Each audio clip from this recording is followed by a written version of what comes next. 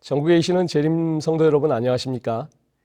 2022년 제2기 창세기 교과 해설에 오신 우리 성도님들을 환영합니다.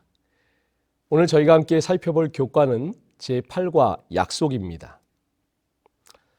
이번 주의 연구 범위는 창세기 22장에서 25장의 말씀을 중심으로 화면에 보시는 것처럼 그 밖에 성경 말씀과 함께 교과를 살펴보도록 하겠습니다. 자, 먼저 기억절 말씀을 한번 보시겠습니다. 이번 제8과의 기억절은 창세기 24장 1절의 말씀입니다. 함께 봉독해 보실까요? 네, 시작. 아브라함이 나이가 많아 늙었고 여호와께서 그에게 범사에 복을 주셨더라. 예전에 양화진에 선교사 묘역을 방문했던 적이 있습니다. 이들은 이 땅에 개화기에 들어와서 헌신하다가 목숨을 바친 외국인 선교사들이었습니다. 그런데 이 묘역의 한켠에 참으로 제 마음 가운데 많은 아픔을 주었던 가슴 아픈 장소가 있었습니다. 그것은 아무 이름도 없는 아기들의 무덤이었습니다. 이 묘역에는 총 64기의 무덤에 65명의 아기들이 안장되어 있었습니다. 대부분의 묘비에는 생년월일과 사망연월일만 새겨져 있고 이름도 없이 그냥 아기를 뜻하는 인펜트라는 단어만 새겨져 있었습니다. 어떤 묘비는 생년월일과 사망연월일이 같은 묘비도 있었습니다.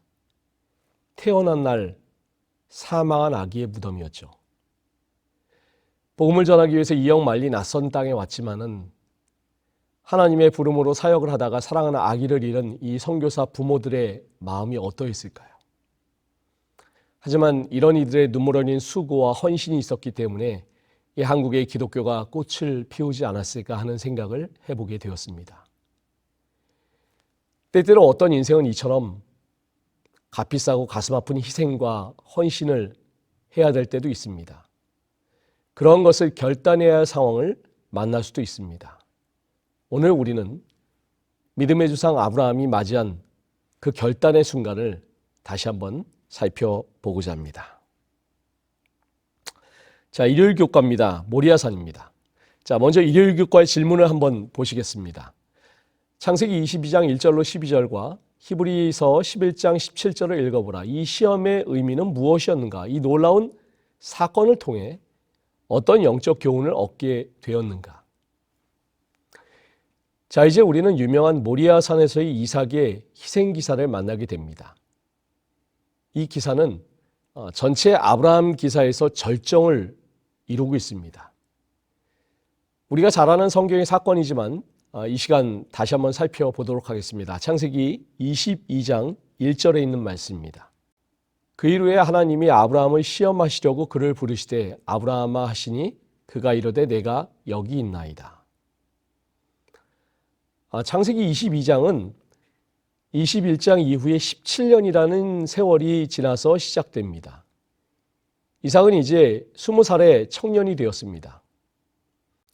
하나님이 아브라함을 시험하시려고, 여기서 시험이라는 말의 히브리어 니사는 시도하다, 시험하다, 입증하다, 증명하다라는 뜻을 가지고 있습니다.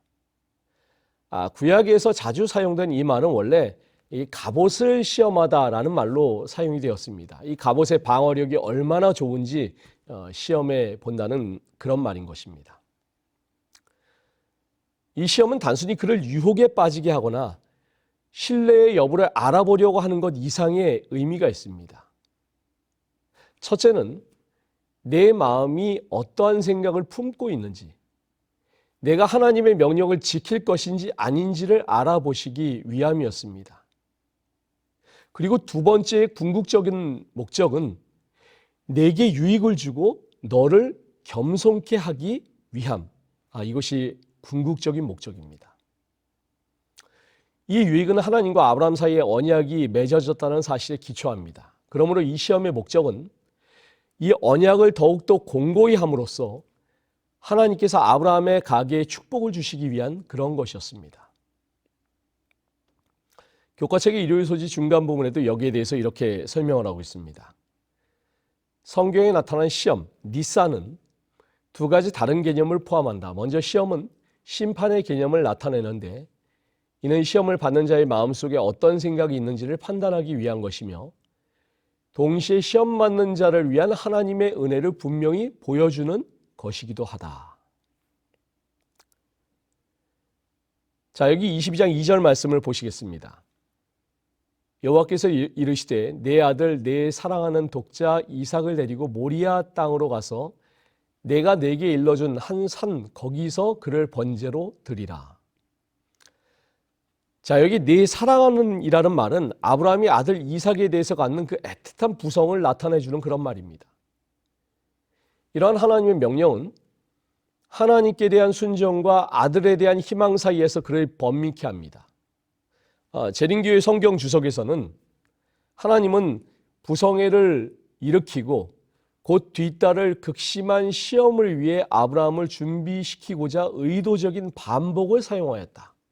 이삭을 아브라함의 독자로 지칭하므로 하나님은 이삭만이 약속에 맞는 합법적인 상속자임을 암시하였다라고 이렇게 설명을 하고 있습니다. 자, 번제로 드리라. 인신 제물을 드리라는 그런 말씀입니다. 고대 근동 지방에서는 인신 제사가 성행하였고 성경의 기록을 봐도 이스라엘이 이방의 풍습을 따라 인신 제사를 드린 기록을 찾아볼 수가 있습니다. 그런데 하나님께서 이 인신 제사에 대해서 어떤 반응을 보이셨습니까? 우상 숭배를 여기셔서 심히 미워하셨습니다. 따라서 이삭을 번제로 드리라는 명령은 이런 하나님의 품성으로 볼 때는 도저히 납득할 수 없는 그런 난제였습니다. 성경은 이러한 청천벽력과 같은 명령을 받은 아브라함의 심리 상태에 대하여 침묵하고 있지만 화이트보이는 이 말씀을 주석하면서 이때 아브라함의 상태를 이렇게 말씀하고 있습니다. 아브라함은 장막 밖으로 나가 맑게 기인 고요한 하늘의 광채를 우러러보며 그의 자손이 하늘의 별처럼 셀 수 없이 많으리라던 근 50년 전의 약속을 회상하였다. 만일 이 약속이 이삭을 통하여 성취되어야 한다면 어떻게 그가 죽임을 당할 수 있을까? 아브라함은 자신이 기만을 당했을 것이라고 믿도록 유혹을 받았다. 의심과 고민 중에 그는 땅에 엎드려 이 무서운 의무를 수행해야 할 것인지 주어진 명령의 확실성을 알고자 이전에 결코 그가 재본 적이 없는 간절한 기도를 드렸다. 우리는 제6과 교과 공부를 하면서 하나님께서 갈대아 우르에 거주하던 아브라함에게 너는 너의 고향과 친척과 아버지의 집을 떠나 내가 네게 보여줄 땅으로 가라고 명령하시면서 여기서 너는 가라라는 말의 히브리어 레클레카에 대해서 말씀을 나눴습니다.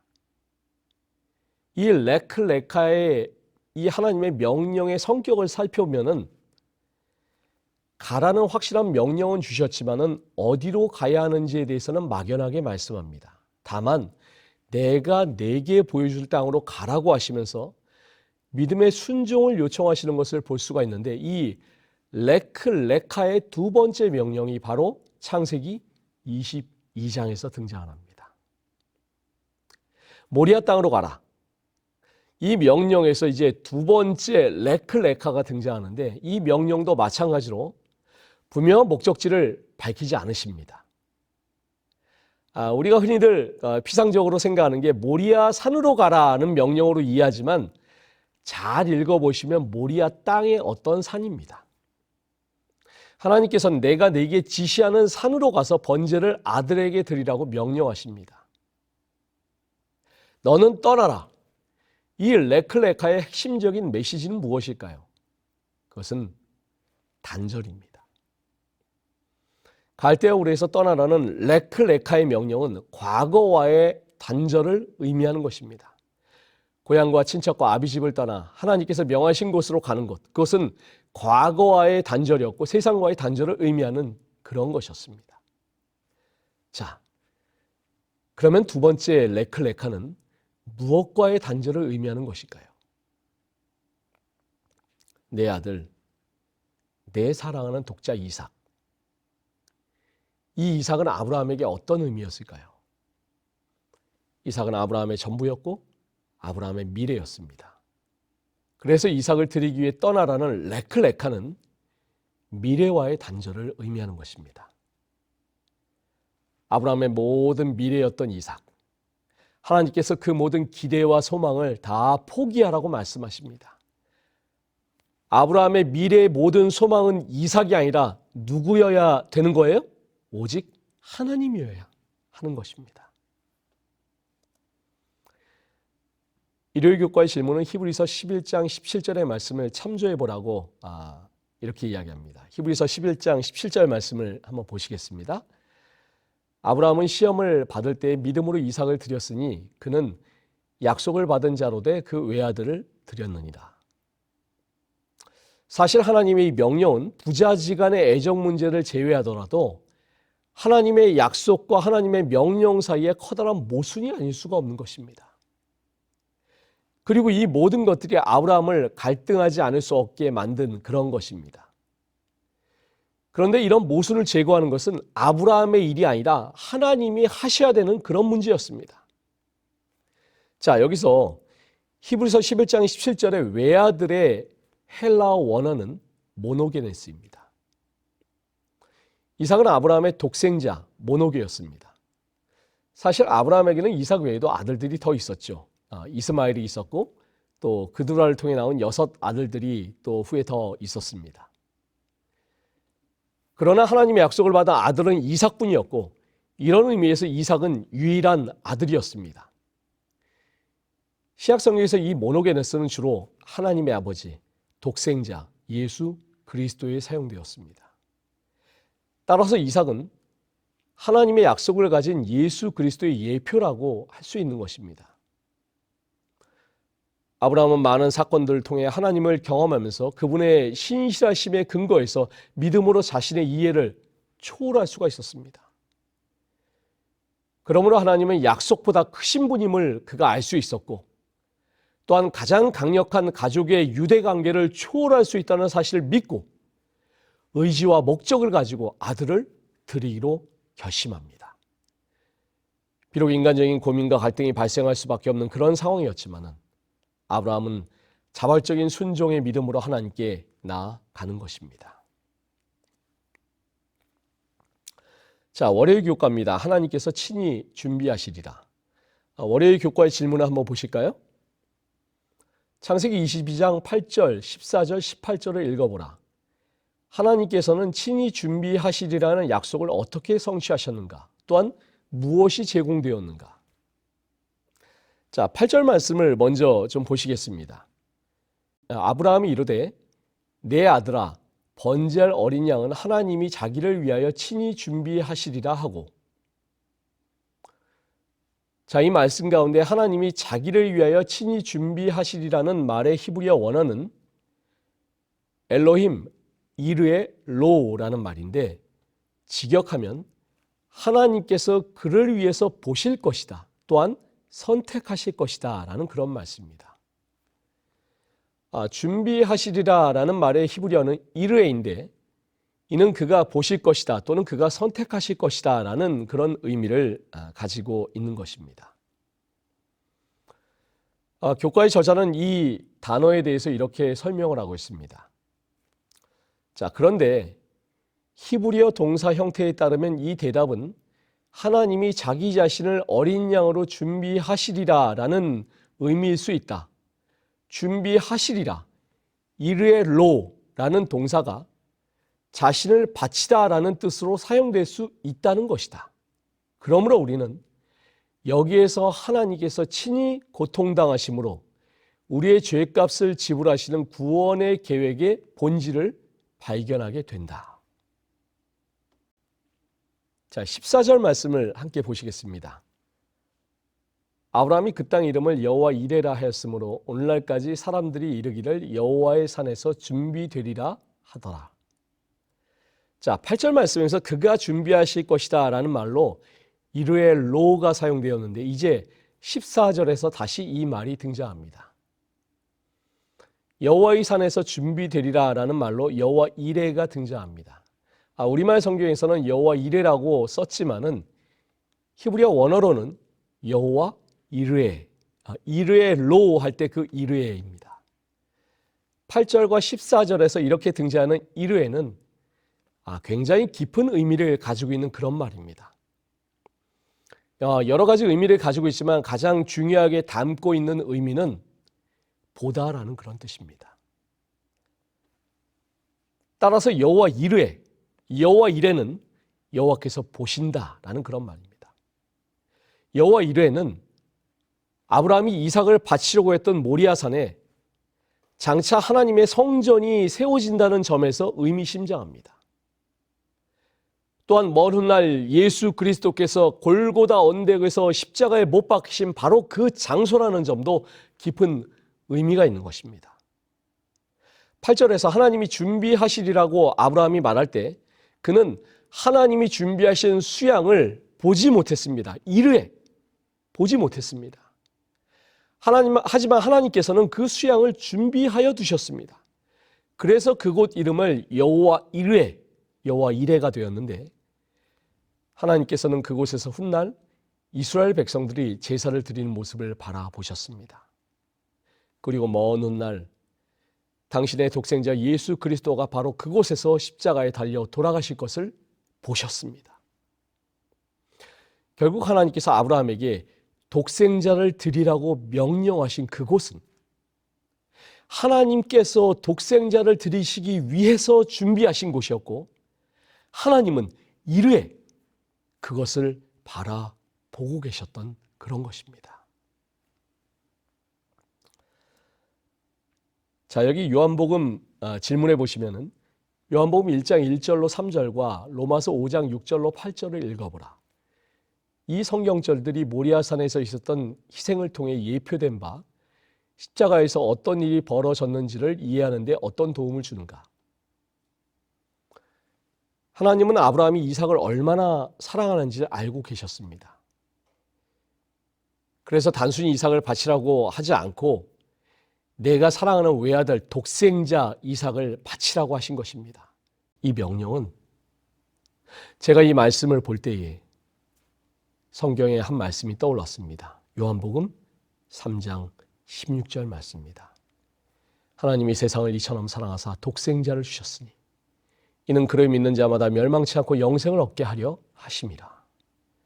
그런데 이렇게 아브라함에게 명령하신 분이 누구십니까? 요한복음 1장 2절로 3절 말씀해 보시면은 그가 태초에 하나님과 함께 계셨고 만물이 그로 말미암아 지은 바 되셨으니 바로 이 땅에 오셔서 스스로 십자가에 달리실 독생자 예수 그리스도이셨습니다. 로마서 5장 6절 말씀에 우리가 아직 연약할 때 기약대로 그리스도께서 경건하지 않은 자를 위하여 죽으셨도다. 자, 여기서 경건하지 않은 자는 죄인을 가리킵니다. 하나님의 의도하신 때를 따라 독생자 예수 그리스도께서 죽기까지 순종하신 것입니다. 그리스도께서는 불경건한 자들을 향한 하나님의 사랑에 순종하셔서 그들을 대신하여 대속의 제물이 되셨습니다. 자, 또한 8절 말씀해 보시면은 우리가 아직 죄인 되었을 때 그리스도께서 우리를 위하여 죽으심으로 하나님께서 우리에 대한 자기의 사랑을 확증하셨느니라. 이 말씀은 하나님께서 우리를 위하여 자기의 사랑을 나타내셨다는 사실을 강조합니다. 우리에게 나타난 하나님의 놀라운 사랑은 아브라함이 이삭을 드려 하나님을 경외한 것을 넘어서는 것입니다. 이 쪼갠 고기 사이를 홀로 지나시면서 자신과 아브라함 사이에 맺어진 언약을 위해서라면 자기 자신을 기꺼이 쪼갠 고기와 같이 저주에 떨어뜨릴 것이라는 그 언약을 넘어서는 것입니다. 자신의 독생자를 기꺼이 내어놓으시고 자기 자신을 내어놓으신 것입니다. 그리스도인이라면 우리는 마땅히 이 사랑에 빚진 사람들로서 그리스도의 음성을 따르는 양이 되어야 하며 그 음성에 순응함으로 우리를 그리스도인으로 살게 하신 뜻을 성취하는 그런 삶을 살아야 되는 것입니다. 교과책의 제일 밑에 있는 이 부자 선자의 말씀을 읽고 월요일 소재의 말씀을 마치고자 합니다. 하나님께서는 아브라함에게 그의 아들을 죽이라고 명령하신 것은 그의 믿음을 시험하는 동시에 복음의 실제를 그의 마음에 새겨주기 위함이었다. 그 무서운 시련의 어두운 날 동안 그가 참은 고통은 그가 자신의 경험을 통하여 무한하신 하나님께서 사람을 구속하기 위하여 치르신 희생의 위대함을 깨닫게 하려고 허락되었다. 자, 화요일 교과입니다. 사라의 죽음입니다. 화요일 교과의 질문을 함께 보시겠습니다. 창세기 23장을 읽어보라. 사라의 죽음과 장래에 관한 이야기는 하나님께서 아브라함에게 주신 약속의 성취에 있어 어떤 역할을 하고 있는가? 자, 여기 창세기 23장 1절에 보시면은 사라가 127세를 살았으니 이것이 곧 사라가 누린 햇수라. 사라는 아브라함을 따라 하란을 떠나온 지 62년 만에 아브라함보다 먼저 잠들게 되었습니다. 그녀의 일생은 눈물과 고생으로 얼룩진 나그네의 삶이었습니다. 아브라함이 그런 것처럼 사라도 믿음이 완전한 사람이 아니었죠.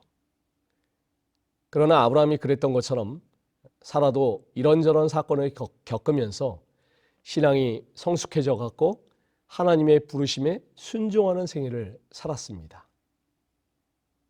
사라가 127세에 죽었습니다. 이처럼 여자의 나이를 기록한 것은 성경에서 유일한 경우입니다. 저자인 모세가 사라의 나이를 기록한 것은 사라가 믿음의 조상 아브라함의 아내로서 갖는 의미를 강조하기 위한 그런 것으로 보여집니다. 사라가 90세에 이삭을 낳았는데 그녀가 죽을 때 이삭은 37세였습니다. 이삭이 40세에 결혼을 하기 때문에 사라는 아들의 결혼을 보지 못하고 죽은 것입니다. 이제 사라의 죽음 이후에 아브라함은 매장지를 구하기 위해 헷 족속을 만납니다. 땅을 주시겠다는 하나님의 약속에 반해 아내의 시신을 매장할 땅조차도 없는 그런 현실이었습니다. 자, 여기 3절 4절 말씀에 보시면은 그 시신 앞에서 일어나 나가서 헷 족속에게 말하여 이르되 나는 당신들 중에 나그네여 거류하는 자이니 당신들 중에서 내게 매장할 소유주를 주어 내가 나의 죽은 자를 내 앞에서 내어다가 장사하게 하시오. 아브라함은 겸손히 자신을 나그네요 체류자로 소개하면서도 지금까지 함께 살아왔다는 사실을 상기시킴으로 협상을 시작합니다. 이때 협상을 시작하는 아브라함의 태도에 대해서 재림교회 성경유석은 이렇게 기록하고 있습니다. 하나님은 그에게 가나안 전체를 허락하였다. 그는 수백 명의 신복들과 함께 메소포타미아에서 온 연합 원정군을 물리친 적도 있었다. 바로 이 헷 족속들이 그를 하나님의 방백으로 인정했다. 그렇지만 겸손하게도 아브라함은 간구하는 자세로 그 이웃 앞에 서지 않았다. 그는 권리를 주장하지 않고 호의와 거래를 통해 일부 땅에 대한 소유 증서를 보장받을 수 있도록 허락을 요청하였다. 자, 여기 23장 6절 말씀 한번 보시기 바랍니다. 내 주여 들으소서. 당신은 우리 가운데 있는 하나님이 세우신 지도자이시니 우리 묘실 중에서 좋은 것을 택하여 당신의 죽은 자를 장사하소서. 자, 여기 하나님이 세우신 지도자, 개역 한글 성경은 하나님의 방백이라고 이렇게 표현했죠. 이 히브리어 원어는 내시인데 이는 하나님께서 높이 하신 자라는 그런 말입니다. 이는 당시 아브라함의 사회적 지위와 평판이 이방인에게까지 높이 평가되고 있음을 알려주는 그런 말입니다.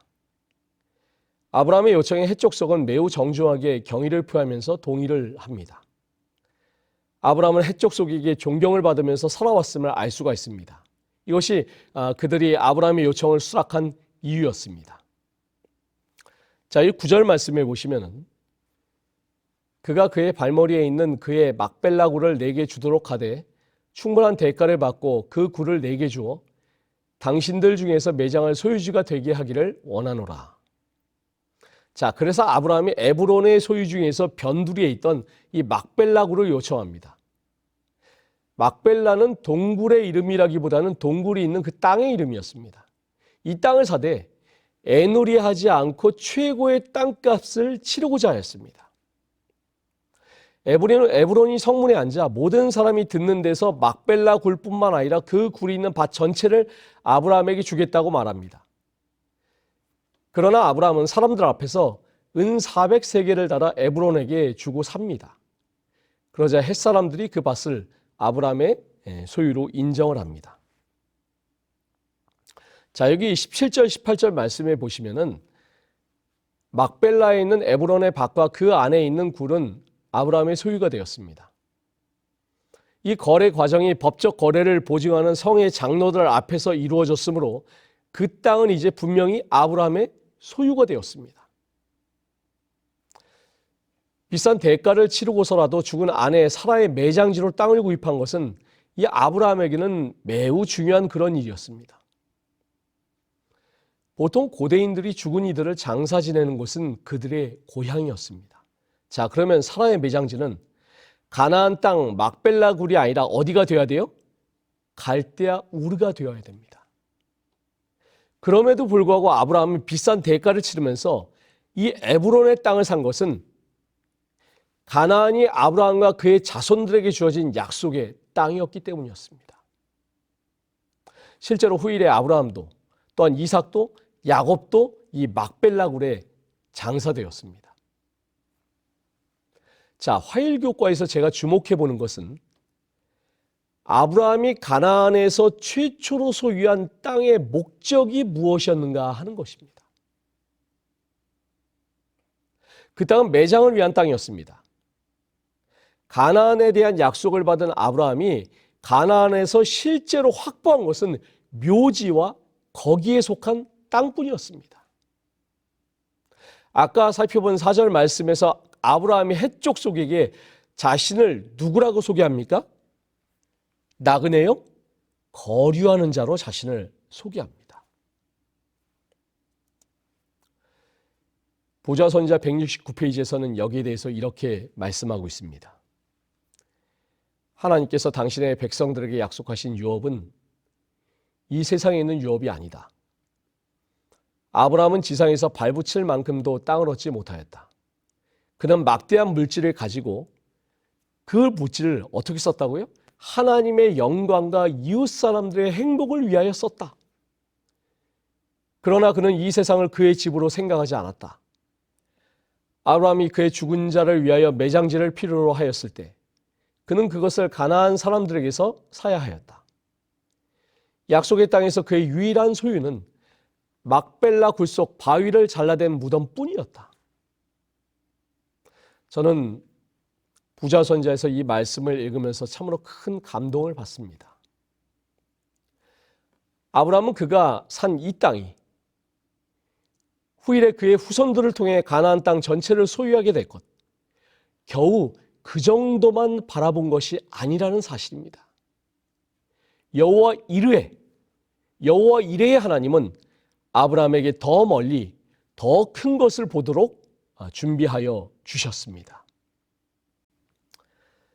히브리서 11장 9절로 10절 말씀입니다.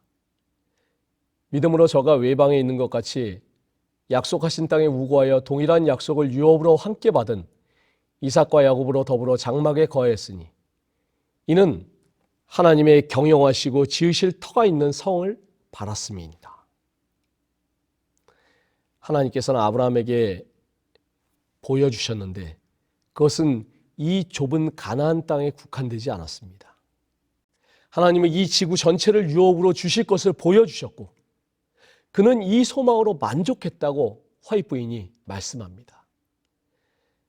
사도 바울이 이러한 믿음을 가리켜서 뭐라고 얘기합니까? 히브리서 11장 13절에서 이 사람들은 다 믿음을 따라 죽었으며 약속을 받지 못하였을 때 그것들을 멀리서 보고 환영하며 또 땅에서는 외국인과 나그네임을 증언하였으니 라고 이야기하는 것입니다.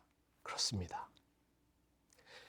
아브라함이 헷 족속에게 고백한 것처럼 분명히 자신은 이 땅에서 외국인이요, 나그네요, 거류하는 자로서 살아가면서 믿음으로 여호와 이르에 하나님께서 주신 그 땅을 바라보았던 것입니다.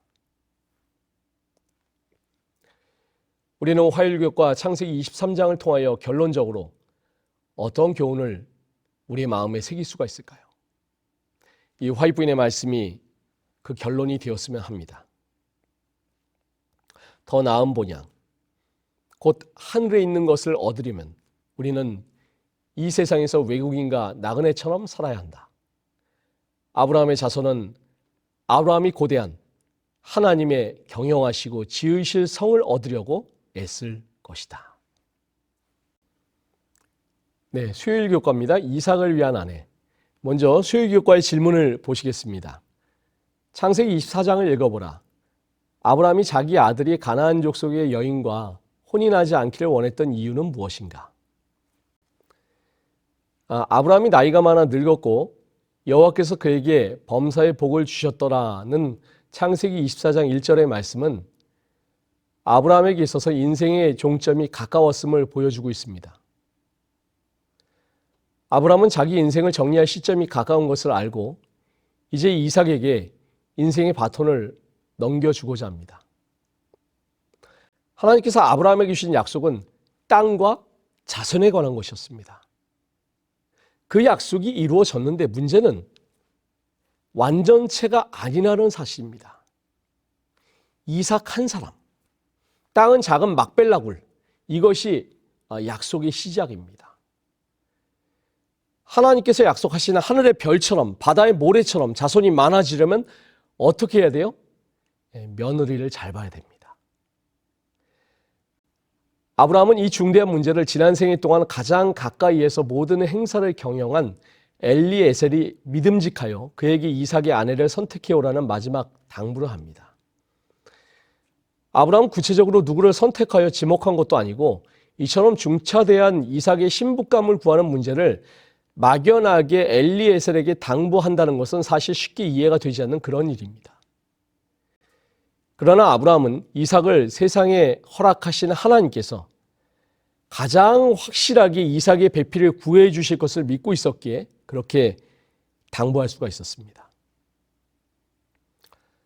자, 24장 3절입니다. 너는 내가 거주하는 이 지방 가나안 족속의 딸 중에서 내 아들을 위하여 아내를 택하지 말고. 가나안 족속의 딸 중에서 아내를 구하지 말라고 하는 말은 성경에서 반복적으로 드러나는 그런 주제입니다. 아브라함은 이삭을 자기 혈통과 결혼시켜 순수성을 보존하게 할 뿐만 아니라 가나안 족속의 방조한 생활에 물들지 않도록 그렇게 구별하기를 원했습니다. 부좌선지자에서는 여기에 대해서 이렇게 설명하고 있습니다. 가나안 주민은 우상숭배에 빠져 있었고 그래서 하나님께서는 그와 같은 결혼이 배교로 인도할 것을 아시고 당신의 백성과 그들 사이의 통혼을 금하셨다. 아브라함은 그의 아들을 두른 부패케 하는 가마의 결과를 두려워하였다. 만일 하나님을 경외하지 않는 사람과 연합한다면 그는 조화를 위하여 원칙을 희생할 위험이 있었다. 더불어서 화이부인은 아브라함이 이 롯의 경험과 또 이스마엘의 경험을 통해서 이방인 배경을 지닌 사람들과 결혼의 연을 맺는 것의 그 위험성을 배웠다고 또한 그렇게 말씀하고 있습니다. 50절부터 61절은 이삭과 리브가의 결혼에 대한 종의 제안에 대한 리브가 집안의 결정을 담고 있습니다. 이 리브가 집안이 결혼을 승낙하였고 이제 확답을 받은 종은 지체 없이 리브가를 데리고 길을 떠나 주인 아브라함의 집으로 향하고자 합니다.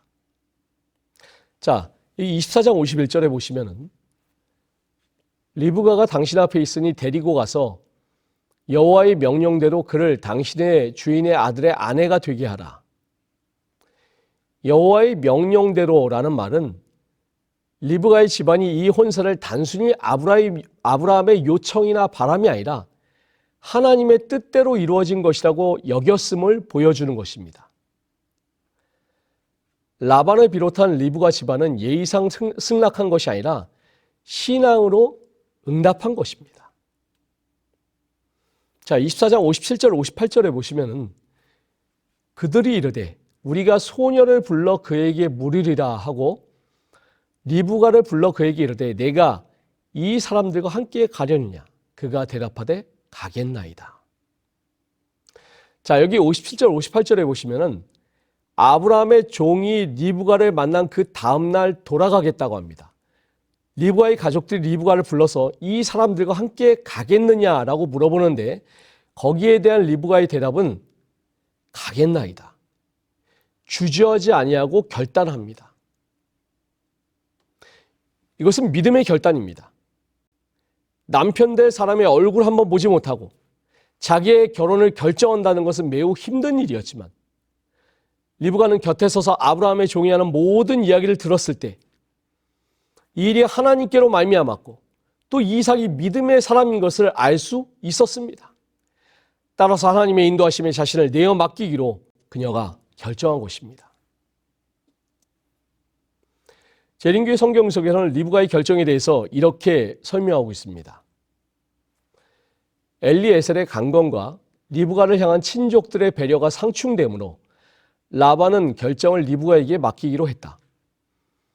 그녀가 준비되고 자발적인 대답은 성숙한 판단, 이타적인 정신, 그리고 지금부터는 첫째 의무가 그녀의 남편을 향해 맞춰져야 한다는 인식을 반영해 준다.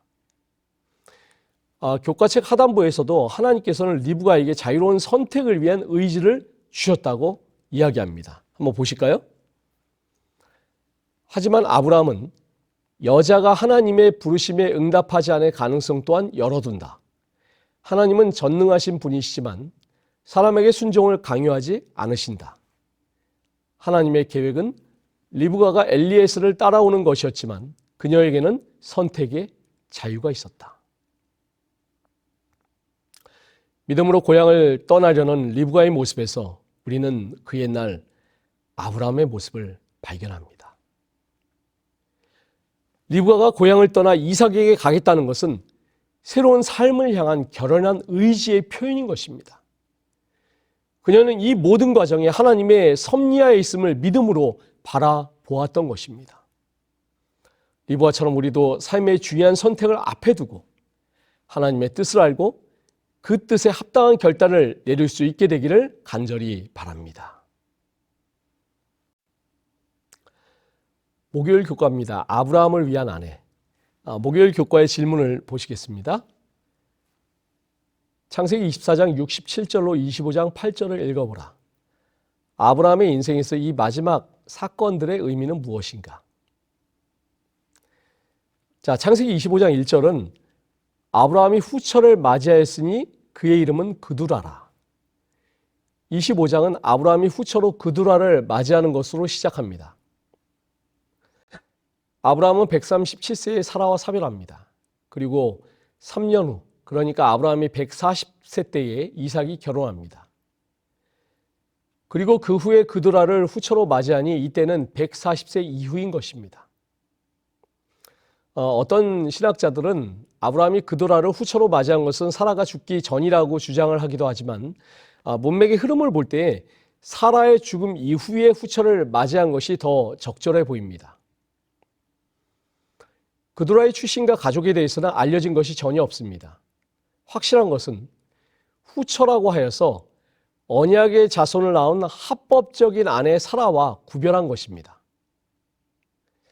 아브라함은 그두라에게서 6 아들들을 얻게 됩니다. 이 당시의 문화로 볼 때 대가족들을 이루고 사는 것보다 인생의 화운기를 더 기쁘게 해주는 것이 없었기에 이는 아브라함에게 큰 기쁨이 되었을 것입니다.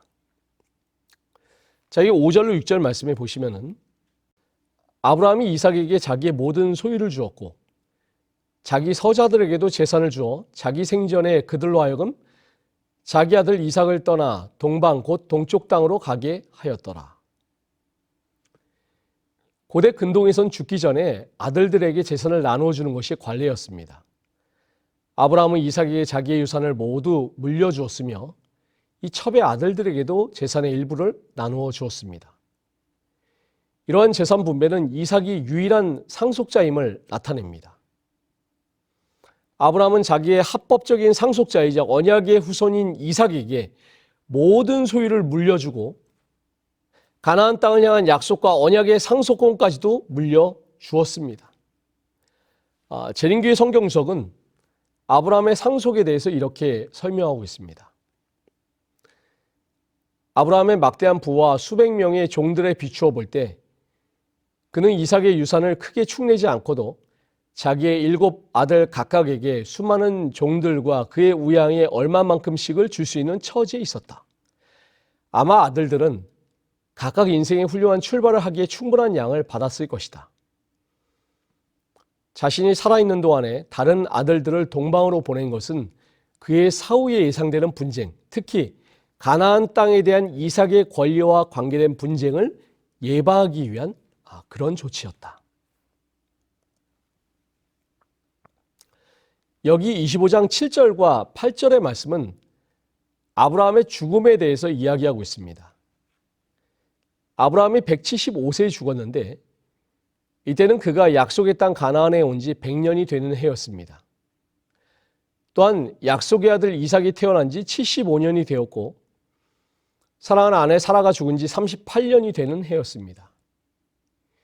이삭과 리브가 결혼한 지 35년이 되는 해였고 야곱과 에서가 태어난 지 15년이 되는 그런 해였습니다.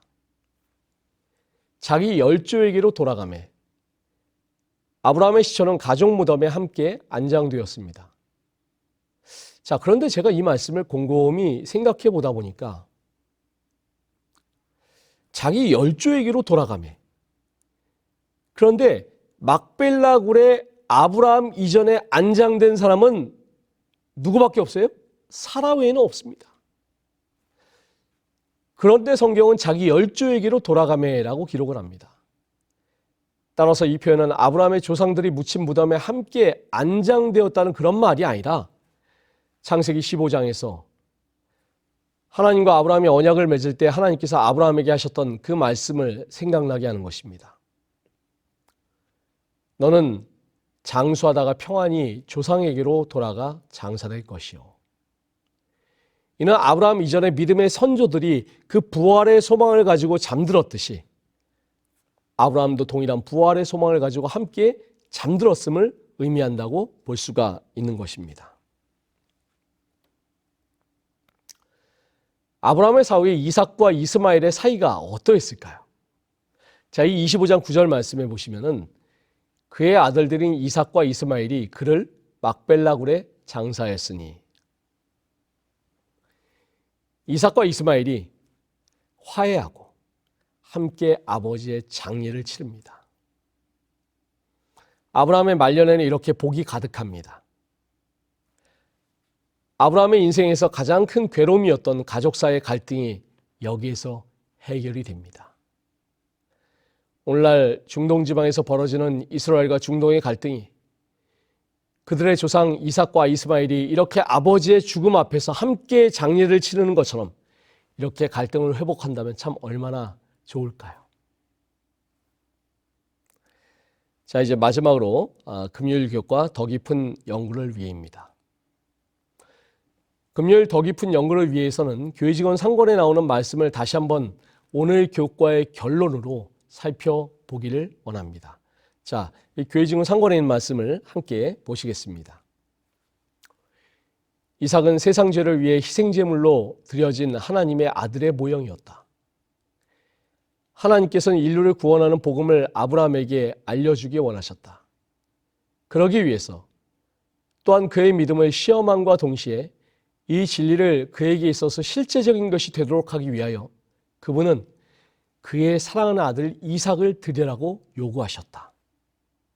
그 어둡고 두려운 시련을 통하여 아브라함이 견뎌낸 모든 슬픔과 고뇌는 타락한 인간을 위해 구속의 경륜을 그의 이해력에 깊이 새겨주기 위한 목적이 있었다. 여호와 이르의 하나님께서 그것을 보기를 원하셨습니다. 그는 완전한 멸망으로부터 인간을 구원해내기 위하여 하나님의 아들을 돌아가시도록 주신 무한하신 그분의 자아부정이 어느 정도로 말로 다할 수 없는 일이었는가를 자신의 경험을 통해서 이해하게 되었다. 아브라함에게 있어서 그 어떠한 심적 고뇌도 그의 아들을 희생하라는 하나님의 명령에 순종함으로 견딘 그 고뇌와 같을 수 없었다. 로마의 바티칸 시스티나 성당에 가면은 아마 세계에서 가장 유명한 그림 중에 하나인데 이 그림이 전시가 되어 있습니다.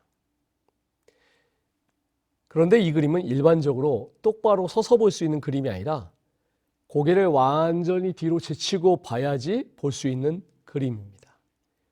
이 그림이 유명한 미켈란젤로의 천지창조입니다. 저도 바티칸에 가서 가이드의 안내를 받으면서 이 그림을 본 기억이 있습니다.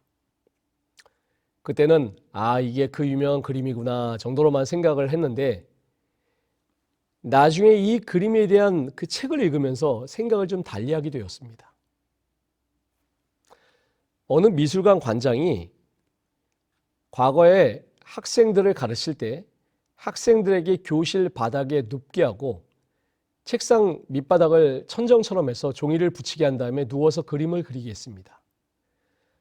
처음에 학생들이 색다른 방법으로 그림을 그리니 재미있어 하면서 그림을 그리기 시작합니다. 하지만 시작한 지 10분이 지나자 여기저기서 죽겠다는 소리가 나오기 시작합니다. 누워서 그리다 보니까 목이 아프고 팔이 아프고 잘못 그려서 지우개로 지우다 보니까 지우개 가루가 떨어져서 눈에 들어오고 도저히 그림을 그릴 수가 없었어요. 게다가 스케치가 끝나고 물감을 칠하기 시작하면서부터 고통이 더 심해졌습니다. 물감이 얼굴에 떨어지고 눈에 떨어지고 고개가 아프고 허리도 아프고 도저히 그림을 그릴 수가 없었어요. 어쨌든 1시간 동안 그렇게 그림을 그리고 그림이 완성이 되었는데 그야말로 엉망진창입니다. 이 누워서 천장을 보면서 그림을 그린다는 게 얼마나 어려운지를 실감했다는 것입니다. 그래서 학생들이 평소 대수롭지 않게 보았던 이 천장 벽화가 이 경험 이후에 너무나 위대해 보였다고 합니다. 자기들이 실제로 누워서 그림을 그려보니까 이 그림 한 장 그리기가 그렇게 어려운데 저 엄청난 그림을 누워서 그렸다니 이 미켈란젤로가 너무 대단해 보이더라는 그런 것입니다. 실제로 미켈란젤로와 그린 공들은 이 그림을 그리느라고 목에 병이 생기고 허리가 굽고 수많은 질병이 생겼습니다. 구부려서 그림을 그리다 보니까 떨어지는 물감이 눈에 들어가고 입에 들어가고 몸이 온전할 리가 있겠습니까? 그린 공 중에 어떤 사람들은 때로는 천장에서 떨어져 불구화된 사람도 있다고 합니다. 그렇게 온갖 고생 끝에 완성된 그림이 바로 이 유명한 미켈란젤로의 천지창조입니다. 만약에 학생들이 자신이 직접 그렇게 그림을 그려보지 않았다면 그 그림의 가치를 알지 못했을 것입니다. 하나님께서 아브라함을 진정 사랑하셨습니다. 하나님은 아브라함과 하나가 되기를 원하셨습니다. 아버지와 아들이 하나가 되는 비결은 한 마음을 갖는 것이죠. 그래서 하나님은 모리아산의 경험을 통해서 이 아브라함이 먼 훗날 하나님의 독생자 예수 그리스도께서 친히 희생제물이 되실 것을 바라보도록 하신 것입니다. 그 하나님이 누구예요? 여호와 이르의 하나님이십니다. 하나님은 지금도 우리가 하나님과 마음이 통하기를 원하십니다. 하나님과 하나가 되기를 원하십니다. 우리 모두 단지 피상적으로 이론적으로 하나님을 아는 것이 아니라 하나님과 마음이 통하고 예수 그리스도와 동행하면서 성령께서 우리의 마음을 주장하실 수 있도록 오늘도 온전히 여호와 이르에 의해 하나님께 나 자신을 맡기시는 우리 모든 성도님들 되시기를 간절히 바라면서 제8과 교과에서를 마치도록 하겠습니다. 감사합니다.